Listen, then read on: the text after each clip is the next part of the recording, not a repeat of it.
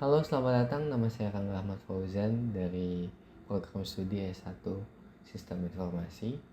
Kali ini saya akan membahas tentang perancangan sistem informasi akademik untuk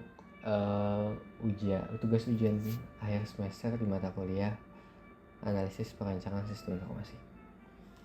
Gitu. Presentasi ini membahas perancangan sistem informasi akademik yang bertujuan untuk mempermudah pengolahan data, meningkatkan transparansi, dan mengurangi kesalahan administratif. Sistem yang baik akan membantu mahasiswa dan tenaga pengajar dengan mempermudah akses informasi dan pengolahan data. Karena saya percaya sistem informasi yang baik dibentuk karena kebutuhan, sama seperti berbagai macam teknologi yang diciptakan di dunia ini.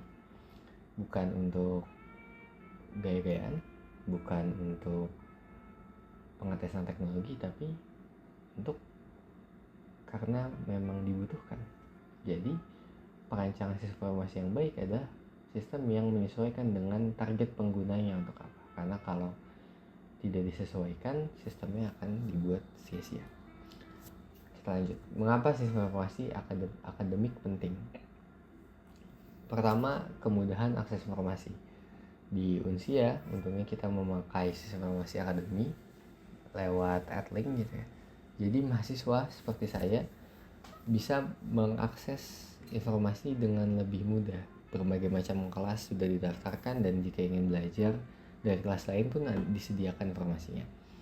Untuk announcement penting juga langsung muncul di modal di dialog box. Nah, jadi mahasiswa dapat sesuai ini tanpa harus datang ke bagian administrasi. Bisa lihat nilai, bisa lihat biaya perkuliahan, bisa lihat jadwal. Jadi ini juga menghemat waktu bagi administrasi, bagi tenaga pengajar, dan juga bagi mahasiswa. Lalu yang kedua, pengelolaan datanya terpusat. Mungkin sebelumnya ketika manual dengan kertas, mungkin untuk 1 tahun masih bisa ditangani ya. Tapi ketika sudah sudah ribuan data yang masuk ke pusat data mahasiswa ataupun pengajar untuk dokumennya, untuk mencari satu data spesifik itu cukup sulit. Nah, dengan adanya sistem informasi akademik, ini akan mempermudah dari dua arah, sama seperti tadi akses informasinya. Jadi terpusat. Kita butuh data dari satu mahasiswa, kita bisa ambil di pusat data tersebut gitu. Ini juga meminimalisir resiko kehilangan data. Kalau misalkan kita manual, kadang kertas hilang atau tanda tangannya ternyata belum ada.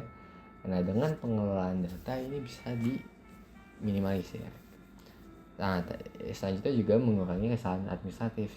Kayak tadi, otomatisasi proses administrasi mengurangi potensi kesalahan manusia, seperti kesalahan input data atau perhitungan nilai. Jadi kita bisa lihat untuk input datanya, untuk input nilainya. Dan juga dengan sistem informasi kita bisa track sudah sampai mana sih proses administrasinya gitu. Kita lanjut, komponen utama sistem informasi akademik. Untuk biasanya itu ada pendaftaran mahasiswa PMB untuk mahasiswa baru secara online, sama di Unsia juga sudah diterapkan dengan pengisian data diri, unggah dokumen, dan pembayaran biaya kuliah. Itu juga ada step by stepnya dengan UI yang dibuat dari sistem tersebut untuk mempermudah mahasiswa dan pengajar melihatnya. Saya pribadi sebagai mahasiswa baru di kampus ini juga jadi mudah ketika ada sistem informasi dengan sistem yang disesuaikan dengan penggunanya. Bisa kita track apa aja yang sudah di-upload, apa aja yang belum, proses sudah sampai mana, dan sudah dibayarkan atau belum untuk biaya kuliahnya gitu ya. Dan ketika diterima, kita masuk ke pengelolaan KRS dan KHS. Ini ya kita bisa planning KRS yang mau kita ambil untuk semester ini. Kita bisa lihat apa saja yang tersedia, apa saja yang bisa kita ambil sebagai mahasiswa dari jurusan tertentu gitu ya. Dan ketika KRS dan KHS sudah keluar dengan sistem yang sudah dirancang dari KRS tersebut, lalu kita bisa sistem akan membuat jadwal untuk dosen dan mahasiswanya, tenaga pengajar dan mahasiswanya. Jadi dari tenaga pengajar akan dikabarkan ada beberapa mahasiswa yang mengambil kelas tersebut, maka kita akan menyiapkan datanya, menyiapkan bahan ajarnya. Lalu dari mahasiswa juga akan dimasukkan ke kelas-kelas yang sudah dipilih di KRS dan KHS-nya dengan jadwal yang sudah ditentukan. Nah, nantinya di Edling juga kalau dengan implementasi di Unsia, kita juga diberikan kebebasan tentang tanggal-tanggal dimulainya pembelajaran dan pengumpulan tugasnya gitu ya. Ini juga nanti di komponen utama informasi juga ada pengumpulan tugas, ada nilai akhir semester, ada IP gitu ya. Jadi semua informasi tentang kemahasiswaan dan tenaga pengajar yang sebelumnya disertakan manual melalui kertas ataupun dengan billboard gitu ya, sekarang bisa dipermudah dan terpusat datanya dengan adanya sistem informasi akademik. Analisis kebutuhan. Maaf tadi kamera saya mati, mari kita lanjut. Nah, selanjutnya analisis kebutuhan sistem. Kita harus memahami pengguna seperti yang sudah saya bilang, sistem informasi yang baik. Sistem yang baik itu sistem yang memahami penggunanya, menyesuaikan dengan kebutuhan penggunanya.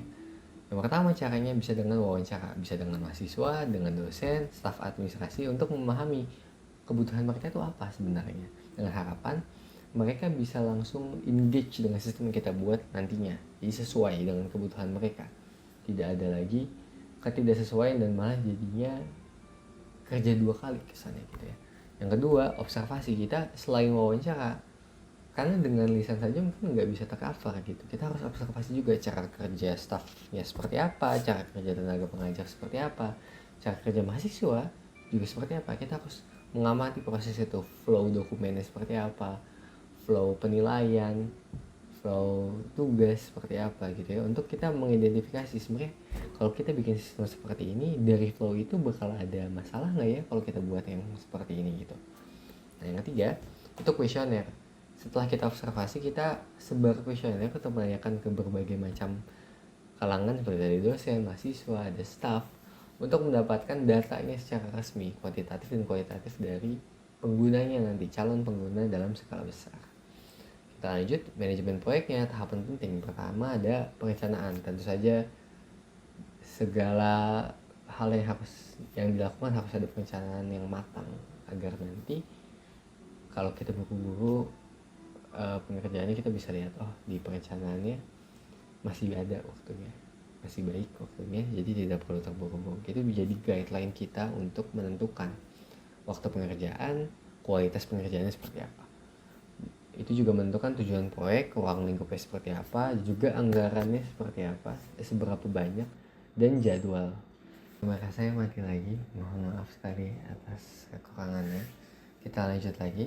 Yang kedua ada pelaksanaan, melakukan pengembangan sistem sesuai dengan rencana yang udah kita buat tadi, pengujian, perbaikan, basically R&D, tapi sudah kita jalankan secara paralel gitu ya, selagi kita mengerjakan proyek tersebut. Selanjutnya ada evaluasi. Kita setelah sistem sudah selesai dibuat, kita akan evaluasi sebelum disebarluaskan terhadap tujuan yang telah ditetapkan. Jadi sebelum kita sebarkan ke para pengguna, kita identifikasi dulu, kita evaluasi dulu ini sudah sesuai belum dengan kebutuhan para penggunanya. Dengan evaluasi ini, jadi sistem yang keluar tidak banyak perbaikan lagi karena sudah sesuai dengan kuesioner dari data yang sudah kita ambil tadi sebelumnya. Nah, tools yang bisa kita pakai untuk metode pengembangannya, pertama ada Gantt chart untuk perencanaan di tahap awal, pengendalian jadwal proyek, memastikan semua tugas dapat selesai dengan tepat waktu. Ini bisa digunakan dengan aplikasi lain juga sih, kayak Trello atau Microsoft Teams. Basically aplikasi yang bisa untuk kita bisa lihat dengan jelas planning perencanaan seperti apa. Kemudian ada Figma untuk desain antarmuka, karena tentu saja antarmuka yang baik, antarmuka yang simpel dan gampang dioperasikan untuk para penggunanya, karena nggak semua orang ngerti teknologi. Jadi Figma sangat penting untuk membentuk UI front end yang baik. Kemudian ada MySQL. Ini digunakan untuk basis data dan menyimpan dan mengelola data akademik secara efisien. Ini ya dengan data yang begitu banyak, sebenarnya MySQL salah satu opsi aja, kita bisa pakai banyak tools lainnya gitu. Untuk database juga kita bisa pakai MongoDB. Kita lanjut lagi. Sekali lagi kamera sinematik kemungkinan ada masalah di device-nya, tapi akan kita lanjut dulu. Basically tools dan metode pengembangan ini disesuaikan dengan sistem seperti apa yang mau kita buat dan diimplementasikan di device apa, entah web based, entah desktop app, entah mobile apps gitu ya. Nah ini bisa kita sesuaikan bahasa apa yang mau kita pakai. Misalkan kalau kita mau pakai semuanya, mungkin kita bisa pakai Kotlin cross platform gitu ya. Bisa di iOS, bisa di Android, bisa di iOS, bisa dengan desktop app-nya bisa kita integrasikan. Bisa juga dengan web base ya, di satu bahasa yang sama, di satu tools yang sama.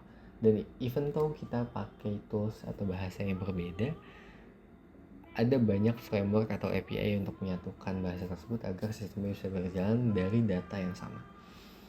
Nah, selanjutnya tantangan dan strategi mengatasi tantangan tersebut. Pertama, keterlambatan proyek. Ini ya caranya ya kita stick to the plan. Perencanaan yang kita buat tadi sudah matang. Mengatasi manajemen waktu, komunikasi juga yang harus yang baik, dan juga penggunaan metode agile. Basically yang tadi kita jadi lihat masalahnya seperti apa, lalu kita perbaiki sesuai dengan keadaannya. Kedua, perubahan kebutuhan. Mengelola dengan fleksibilitas, dokumentasi yang baik, dan komunikasi yang terbuka dengan pengguna. Kalau misalkan memang ada perubahan dalam sistem yang kita buat atau perubahan dengan kebutuhan dari para penggunanya, jadi kita komunikasikan dua arah. Dan ketiga, integrasi sistem lama. Ini juga penting karena pengguna biasanya sudah terbiasa dengan sistem yang mereka gunakan. Ketika kita ingin membuat sistem baru, kita juga harus mengintegrasikan dengan sistem yang lama yang sudah berjalan dan mereka gunakan agar mereka tidak perlu banyak penyesuaian lagi. Jadi flow pekerjaan mereka juga tidak, kita lanjut aja. Jadi flow pekerjaan mereka pun tidak terganggu terlalu banyak karena integrasi sistem yang kita buat baru sekarang sudah kita integrasikan dengan sistem yang mereka gunakan saat ini.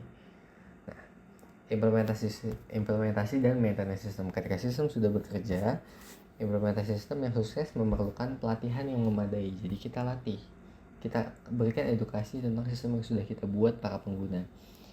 Integrasi yang mulus juga dengan sistem yang lama, dan pemeliharaan atau maintenance yang berkala karena tidak ada sistem yang tidak perlu maintenance, semuanya perlu. Maintenance juga meliputi ada perbaikan bug karena sudah pasti ketika digunakan dengan jangka waktu yang cukup lama, dan juga ada update teknologi entah dari device, entah dari frameworknya, entah dari API atau database-nya. Kemungkinan ada bug yang terjadi, terus ada peningkatan kinerja, udah stabil, sudah implementasi, sudah integrasi, kita akan text to the next step gitu. Apa yang bisa kita kembangkan dengan penambahan fitur baru juga sesuai dengan kebutuhan. Sistem informasi yang baik bukan hanya tentang teknologi, tetapi juga tentang memahami kebutuhan pengguna dan memberikan solusi yang efektif. Dengan perencanaan, pengembangan, implementasi yang baik, sistem ini dapat meningkatkan efisiensi, transparansi, dan kualitas pendidikan dari badan pendidikan tersebut. Sekian penjelasan dari saya Rangga, dan terima kasih.